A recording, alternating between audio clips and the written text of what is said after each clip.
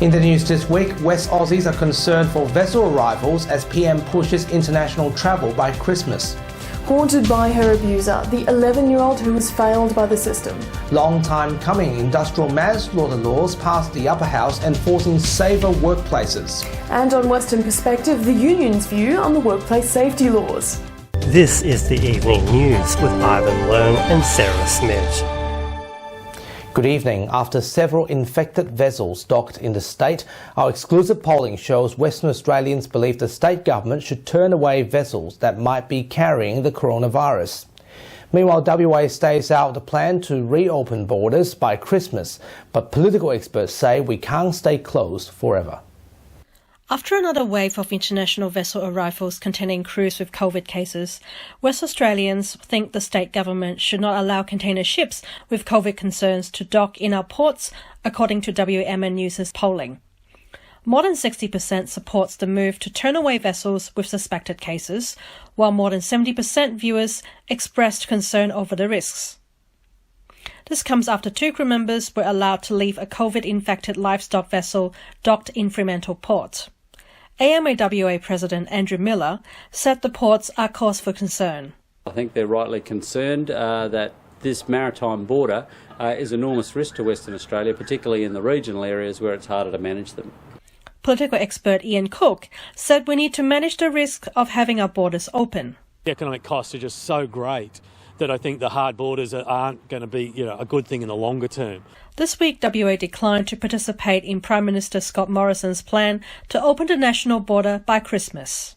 By Christmas of this year, certainly 7 out of the 8 states and territories will be open, and that'll be a great day for Australia. Helene Fong, WAMN News. Advocates say an 11-year-old girl who died by suicide after her alleged rapist was granted bail has been failed by the system. The First Nations girl passed away in Perth Children's Hospital on Tuesday night, surrounded by family. She lost her life after her alleged rapist was released on bail following a court appearance that lasted no more than 3 minutes.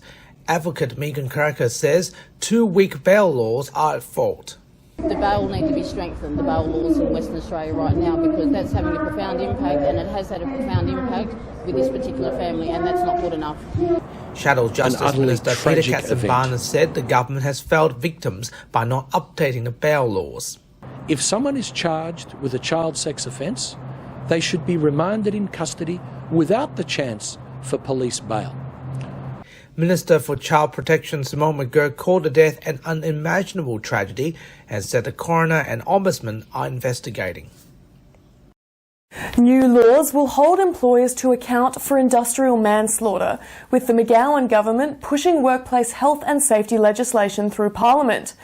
Unions say the laws were a long time coming, but concerns remain that some employers will still go rogue.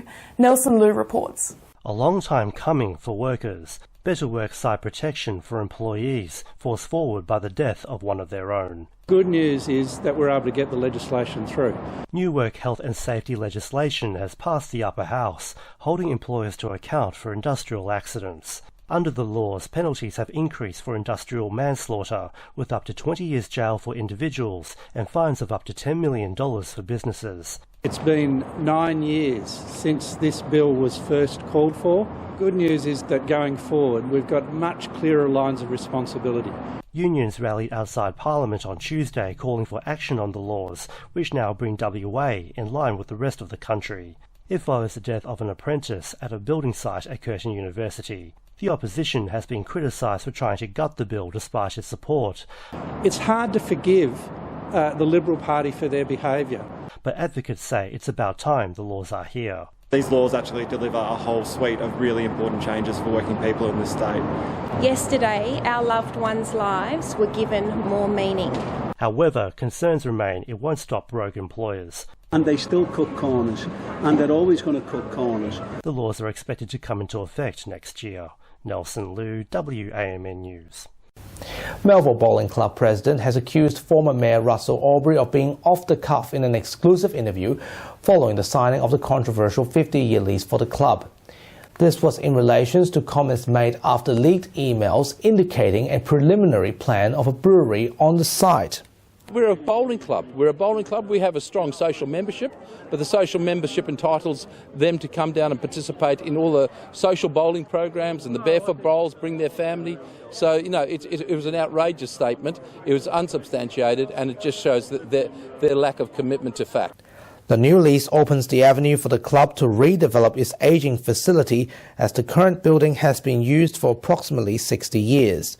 The Mayor also promised that the new building will remain as a community centre and not a commercial centre. The council even passed a resolution that you can't have a brewery, you can't have a distillery even. You can't make any sort of alcoholic liquor on this premises or any new premises. Perth local Indigenous activist Mervyn Eads has been nationally recognised this week. He's been awarded Community First Development's Bill Armstrong Human Rights Award for his work in prison reform. After spending years in and out of the system himself, Mervyn founded Nulla Maya in 2014 and has since helped over 300 men, women and youth find employment and break the cycle of reoffending. Experts are seeing Australia-China relations hit another low ebb this week, with the Chinese ambassador called a Tasmanian senator unnamed. The comment came after Senator Erica Betts repeatedly asked Chinese Australian witnesses in a Senate inquiry to denounce the Chinese Communist Party. Political expert Dr. Ian Cook said relations between the two countries are made more difficult by cultural differences. I think that to some extent there's a sort of a misunderstanding, and that feeds the fear. China's foreign ministry has warned the United Kingdom not to proceed with its plans to give Hong Kong people a roadmap to citizenship. The move will mean that the approximately 300,000 people with British national overseas passports and 2.9 million citizens will be eligible for the pathway. The move comes following the implementation of new national security laws in Hong Kong targeting protesters. A third-degree murder charge against Derek Chauvin, the former Minnesota police officer involved in George Floyd's death, has been dismissed. Charges of second-degree murder and manslaughter remain. George Floyd's death sparked global outrage, protests and riots over police violence against people of colour. It's on your mark, get set, go for racing enthusiasts, with drivers getting behind the wheel for the rally of the year. The Targa West Tarmac Rally has kicked off with new and vintage cars of all makes and models, racing around the city in 3 legs between Thursday and Sunday. City of Perth Lord Mayor Basil Zempilas waved the flag to start the race and says the event is a great way to bring people back to the city.